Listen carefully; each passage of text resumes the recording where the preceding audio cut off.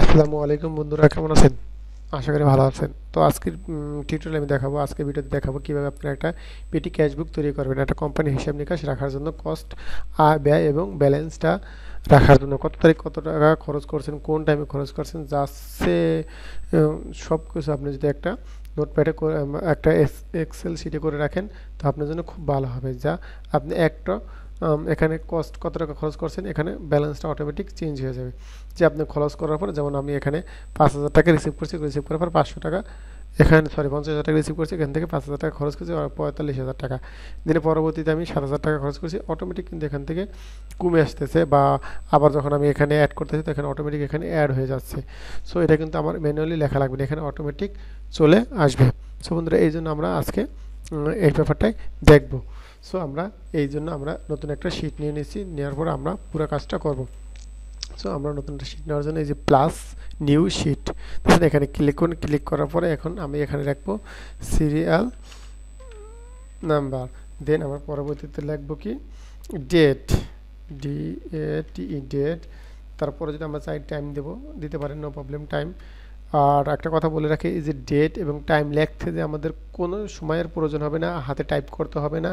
Current date এবং current টাইমটা এখানে অটো চলে আসবে, সেটা আমি দেখাই দেবো। জাস্ট একটা শর্টকাট কি, 1 সেকেন্ডেরও কম সময় লাগবে, অর্ধেক সেকেন্ডেরও কম সময় লাগবে। সো আমরা ডেট, এবার যারা টাইমটাও দিয়ে দিতে পারি। টাইম, যেহেতু আমাদের টাইমের জন্য কোনো টাইমটা লেখার জন্য কোনো সময় ওয়েস্ট করতে হচ্ছে না, সো আমরা এটা দিতে পারি। দেন দ্বিতীয়তে আমরা যাব details, D T A I L, details. যাওয়ার পরে আমরা এটা হলো ডিটেলস, কোন খাতে আমরা খরচ করব বা কোন দিকে আমরা টাকাটা খরচ করছি, এই ব্যাপারে ডিটেলস। এরপর যে হলো ডিটেলস পরে আমরা দেবো রিসিভ, টাকাটা কোন খাতে রিসিভ করছি, আর C E I V E, receive. Then আমরা দ্বিতীয়তে যাব কি কস্ট, সিওএসটি, কস্ট। দেন আমরা পরবর্তীতে balance, B A L A N C, balance. Okay বন্ধুরা, দেখেন এখন আমরা সিরিয়াল নাম্বার লেখার জন্য কিন্তু আমাদের ফর্মুলা জানা আছে। তো আমরা কী করব, 1 2 দেওয়ার পর আমরা দুইটা ঘরকে সিলেক্ট করব। সিলেক্ট করার পরে দেখেন এই কোণার দ্বারা যখন আমার, দেখেন আমরা 20 তারিখ, 28 তারিখ বা 30 তারিখ পর্যন্ত আমরা দিয়ে দিলাম 1 মাসের হিসাব। ওকে, যাই হোক, এখন আমাদের ডেটটা লিখতে হবে না। আজকে কত তারিখ দেখেন, 10 তারিখ 19 মাস 2019 সাল, সরি 19 তারিখ 10 মাস। যাই হোক, আমরা এই ডেটটা এখানে নিয়ে আসবো। জাস্ট আমরা একটা শর্টকাট কির মাধ্যমে, আমাদের কিন্তু লিখতে হচ্ছে না বা সময় অপচয় করতে হচ্ছে না। সেই জন্য আমরা কী করবো, এখানে জাস্ট একটা ক্লিক করব, কি কন্ট্রোল সেমিকোলন দিলে আমাদের আজকে ডেটটা অটোমেটিক চলে আসবে। টাইমের বেলা ঠিক সেম। এরপর যদি আমরা টাইম লিখে এখানে টাইম কন্ট্রোল শিফট সেমিকোলন দিলে আমাদের এখানে টাইমটা চলে আসবে। ডিটেলস কি আমরা মনে করেন ক্যাশ, CASH, ক্যাশ, এত টাকা আমাকে অফিস খরচ করার জন্য, অফিসে চালানোর জন্য, অফিসে খরচ করার জন্য আমাকে এত টাকা দেওয়া হয়েছে। কত টাকা সেই অ্যামাউন্টটা, এটা কী পারপাস দেওয়া হয়েছে, মানে অফিস খরচ বাবদ কত টাকা দেওয়া হয়েছে, মনে করেন কত 15,000 টাকা আমাকে অফিস খরচ করার জন্য দেওয়া হয়েছে। তাহলে আমি এখানে 15,000 টাকা দিব। তো আমি এখানে 15,000 টাকা নেওয়ার জন্য এখানে যাব, সমান চিহ্ন দেবো, দেওয়ার পরে এখানে ক্লিক করে দেওয়ার পর ইন্টার দিয়ে দেখেন আমার 15,000 টাকা এখানে চলে আসছে।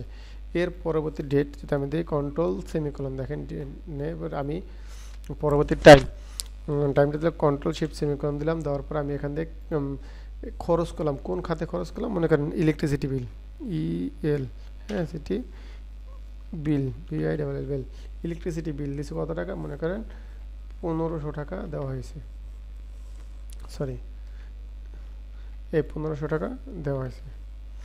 এখন দেখেন এর পরবর্তীতে আমাদের ব্যালেন্সটা কিন্তু এখান থেকে অটো চেঞ্জ হয়ে যাবে। আমি এই ব্যাপারটাই দেখাবো, সেটা কীভাবে চেঞ্জ হবে। দেখেন এখানে আসবো, আসার পর যখন আমরা একটা ফর্মুলা ব্যবহার করব, যেই ফর্মুলাটা ব্যবহার করলে আমি যখন কোনো টাকা রিসিভ করব, যদি আমি রিসিভের গালের লিখি, অটোমেটিক এখানে টাকাটা অ্যাড হয়ে যাবে বা বেড়ে যাবে। আবার যখন আমি কস্ট কোনো খরচ করব কোনো খাতে, যদি এটা এখানে লিখি, তাহলে কী হবে, এখানে অটোমেটিক এখান থেকে মাইনাস হয়ে যাবে। সো দেখেন আমি এটা কীভাবে করবো। তো এখানে আমরা কী করব, একটা ইকুয়াল চিহ্ন দেবো, দেওয়ার পরে আমরা এই যে মেইন ব্যালেন্সটা, মেইন ব্যালেন্সের ঘরে একটা কল করব, কল করার পর আমরা প্লাস দেবো, প্লাস দেওয়ার পর এই যে মেইন ব্যালেন্স আছে এই ঘরের একটা কল দেব খালি ঘরে, হ্যাঁ দ্বিতীয় নম্বর ঘরটা কল দেবো, দেওয়ার পরে আমরা একটা মাইনাস দেবো, মাইনাস দেওয়ার কস্ট এই ঘরে কল দেবো, দেওয়ার পর আমরা ইন্টার দেবো। দেখেন এই 15,000 টাকা থেকে যদি 1500 টাকা যায় 13,500 টাকা থাকে, দেন আমরা এটাকে ধরে এইভাবে টানে একদম মনে করেন 30-এর ঘর পর্যন্ত নিয়ে আসলাম, নিয়ে আসার পর দেখেন আমার 13,000 কিন্তু 13,500 টাকা চলে আসলো। এখন আমরা পরবর্তীতে যখন কোনো টাকা এখানে অ্যাড হবে অথবা কি হবে, একটু ডিসপ্লেটা বড় করে দিলাম, দেখেন এই যে এরকম কি হচ্ছে, মানে ডেটটা টাইমটা এখানে আছে বাট দেখা যাচ্ছে না, কি জন্য ঘরের তুলনায় লেখাটা বড়, তো এই জন্য।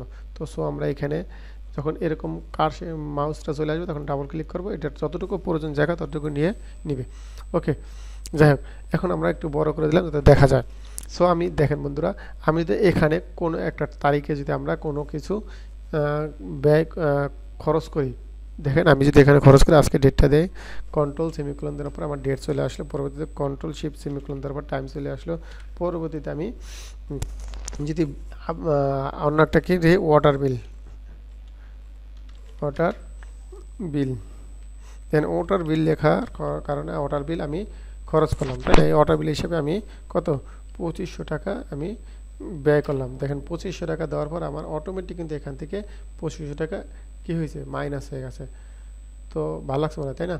দেখেন এটা কারণে কি জন্য, যে আমি যে একটা ফর্মুলা ব্যবহার করি, এই ফর্মুলার কারণে এখন আমি যত হিসাব করব যাই করি না কেন সব কিছু কী হবে, এখানে অটোমেটিক চেঞ্জ হয়ে যাবে। এখন আমি যদি কোনো কারণে আবার কোনো টাকা রিসিভ করি, মনে করেন কন্ট্রোল সেমিকোলন দিলাম, দেন কন্ট্রোল শিফট সেমিকোলন দিলাম, আর ডেট টাইম সব কিছু চলে আসতেছে। দেখেন এরপর আমি কী করলাম, প্রোডাক্ট সেল,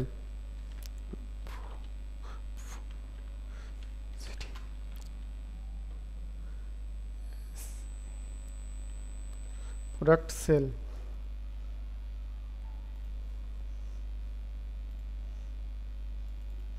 প্রোডাক্ট সেল, এখন প্রোডাক্ট সেল করলাম কত, অ্যান্ড সেল করতে যেহেতু সেল কোনো প্রোডাক্ট যদি আমরা সেল করি, সো আমাদের টাকাটা ক্যাশে বা জমা হবে রিসিপের করে।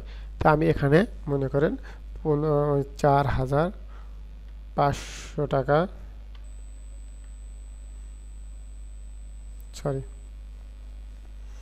4,500 টাকা আমি রিসিভ করলাম। হ্যাঁ, রিসিভ করার পর যদি আমি ইন্টার দিই, দেখেন অটোমেটিক এখানে বেড়ে যাচ্ছে। সো বন্ধুরা দেখেন আমি এইখান থেকে যে এই পিটি ক্যাশটা তৈরি করলাম, এই পুরো মাসের হিসাব আপনি এখন শুধু আপনি ডেট টাইম লেখার জন্য কোনো সময় লাগতেছে না, জাস্ট একটা শর্টকাট কি ব্যবহার করবেন, সো আপনার ডেট এবং টাইমটা হয়ে যাবে, এবং প্রোডাক্টের নামটা লাগবেন, কয় টাকা রিসিভ করছেন, দ্যাটস এনাফ। আবার ডেটা টাইম দিবেন শর্টকাট কি, দেন পরবর্তীতে আমরা কি করব, কত টাকা কস্ট করছি, কত টাকা খরচ করছি, এটা যদি আমরা এখানে ইন্ডিকেট করে দিই, দেন এই বাকি ব্যালেন্সটা কি আমাদের সামনে আর কি করতে হলো না, লিখতে হলো না।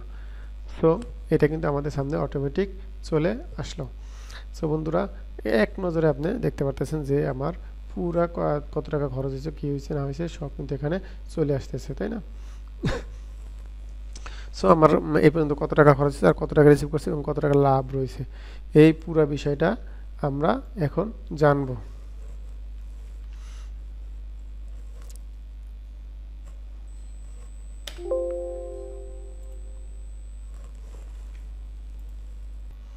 সো বন্ধুরা আমরা মাস শেষে আমাদের পরে কিন্তু হিসাব করতে হবে যে কত টাকা রিসিভ করলাম, কত টাকা খরচ করলাম, আর আমার ব্যালেন্স কত টাকা রয়ে গেল। সো এই জিনিসটা দেখার জন্য আমরা কি করব, এখন এই ঘরে আমরা এই পর্যন্ত কত টাকা রিসিভ করছি, দেখেন এই রিসিভের ঘরে যাব, রিসিভের ঘরে যাওয়ার পর আমরা একটা অল্টার ধরে ইন্টার দেবো, ইন্টার দেওয়ার পর আমরা এখান থেকে এই পর্যন্ত টেনে, ঠিক আছে, এই পর্যন্ত টেনে ছেড়ে দিয়ে আবার ইন্টার দেবো, ইন্টার দেওয়ার পরে দেখেন এখানে আমি এই পর্যন্ত 19,500 টাকা রিসিভ করেছি। হ্যাঁ, এরপর আমি পরবর্তী ঘরে যাবো, যাওয়ার পরে অল্টার ইন্টার দেবো, ইন্টার দেওয়ার পরে কী করবো, আমি আবার ইন্টার দেবো, দেওয়ার পর দেখেন সরি অল্টার ইন্টার দেবো, ইন্টার দেওয়ার অল্টার ইকুয়াল,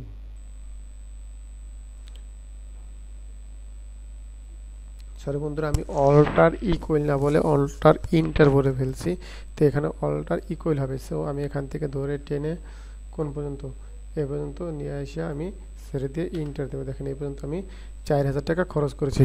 তো আমরা এর পরবর্তীতে এই ঘরটা আমরা কন্ট্রোল অল্টার ইকুয়াল দেওয়ার পরে দেখেন এই পুরো ঘরে লেখা আছে, তো এই জন্য আমাকে এখন আর লিখতে হবে না। এই ঘরগুলি খালি ছিল তো এই জন্য টেনে দিতে হয়েছে, আর এই ঘরগুলোতে পুরো ঘরটা ভরা আছে, এই জন্য আপনাকে আর কী করতে হলো না, টাইনে সিলেক্ট করে দিতে হলো না। দেন আমি ইন্টার দেবো। এই পর্যন্ত 45,800 টাকা এখনও আছে। 50,000 টাকা 15,000 এখন পর্যন্ত পুরা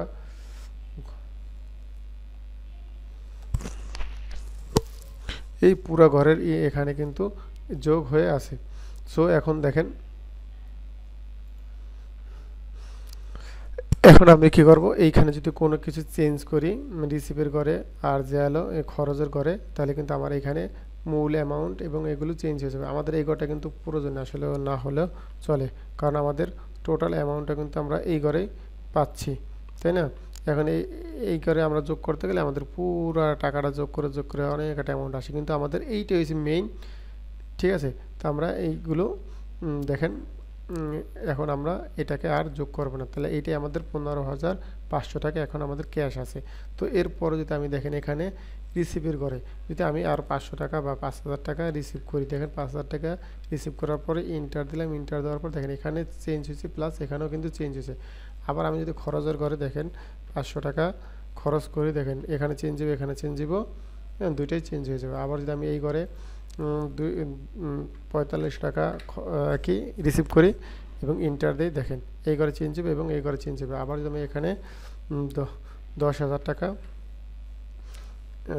খরচ করি, দেখেন এখানেও চেঞ্জ হয়ে যাবে। তাই এই পর্যন্ত মোট 14,500 টাকা খরচ করছি, 29,900 টাকা রিসিভ করছি। এই দুইটা থেকে এইটা বিয়োগ করলে যা হয় এখানে কিন্তু এটা অটোমেটিক চলে আসবে, ঠিক আছে? সো আমরা এখন এইখানে আমরা কোন সূত্রটা ব্যবহার করতে পারি, ইকুয়াল দেবো। ইকুয়াল দেওয়ার পরে আমরা কত টাকা রিসিভ করছি এ পর্যন্ত এই ঘরটাকে সিলেক্ট করব। সিলেক্ট করার পর আমরা মাইনাস দেবো, মাইনাস দেওয়ার পর এই পর্যন্ত কত টাকা রিসিভ করছি এই ঘরটাকে সিলেক্ট করে দেওয়ার পর ইন্টার দেবো। দেখেন ইন্টার দিলে আমাদের এখানে কিন্তু চলে আসলো যে 14,500 টাকা এখনও আছে, এখানে দেখা যাচ্ছে। তারপর আমরা এই ঘরের ভিতরে কিন্তু নিয়ে আসলাম। এখন এটাকে আমরা একটু কালারিং করে দেই, ওকে? তো আমাদের এইটা হলো সামারি, পুরো এসে সামারি। এখন যদি আমরা এখানে যদি চেঞ্জ করি, দেখেন 500 টাকা চেঞ্জ করলাম, সবগুলো চেঞ্জ হয়ে যাবে, এখানে চেঞ্জ হবে, এখানে সব একটা টোটাল চেঞ্জ হয়ে যাবে। যেখানে যেখানে আপনার চেঞ্জ হওয়া প্রয়োজন ওখানে চেঞ্জ হবে। সো বন্ধুরা, আমরা যদি এই পিটি বুকটা এরকম একটা পিটি বুক তৈরি করতে চাই, এটা কিন্তু যা তৈরি করছে তার থেকে এটা আরও ভালো, এবং টাইম, ডেট এবং সব কিছু আছে, এবং শর্টকাট কী দেখানো হয়েছে, আমরা কীভাবে শর্টকাট কী ব্যবহার করব, ওকে? এই নাম্বারগুলো যদি আপনি মিডিলে নিয়ে আসতে চান, এই মিডিলে নিয়ে আসতে চাইলে আপনি এই ঘরটাকে দেন হোমের আন্ডারে এই ঘরটাকে ক্লিক করবেন, সরি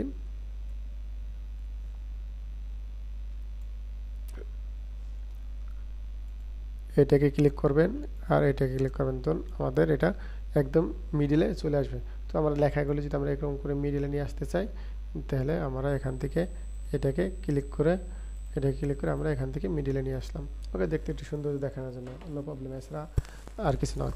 তো আমরা আসলে এইভাবে একটা কীভাবে পিটি বুক তৈরি করব। দেন আমরা যদি আমরা এখানে দেখাইছিলাম যে একটা কোম্পানির নাম লেখান, আপনারা যদি কোম্পানির নাম লিখতে চান, তো এখানে একটা ঘর এই পর্যন্ত আমাদের আছে, এখান থেকে এই পর্যন্ত আপনারা সিলেক্ট করবেন। সিলেক্ট করার পর সরি একটা ঘর উপরে রাখি, এখান থেকে এই পর্যন্ত সিলেক্ট করলেন। সিলেক্ট করার পরে এখান থেকে কি মার্জ অ্যান্ড সেন্টার দিলে এখানে এখন আপনারা যদি লেখেন, সো লেখাটা কিন্তু চলে আসলো। এখন যে কোম্পানি যে নাম দেবেন, নামটা এখান থেকে লেখাটা বড় করে দেবেন, এই। সো বন্ধুরা, আশা করি ব্যাপারটা বুঝতে পারবেন, এবং আমি যা বুঝাতে চাইছি অবশ্যই বুঝতে পারছেন। সো যদি ভালো লাগে অবশ্যই একটা লাইক দিবেন আর শেয়ার করবেন। তো আজকের জন্য এই পর্যন্ত, আল্লাহ হাফেজ।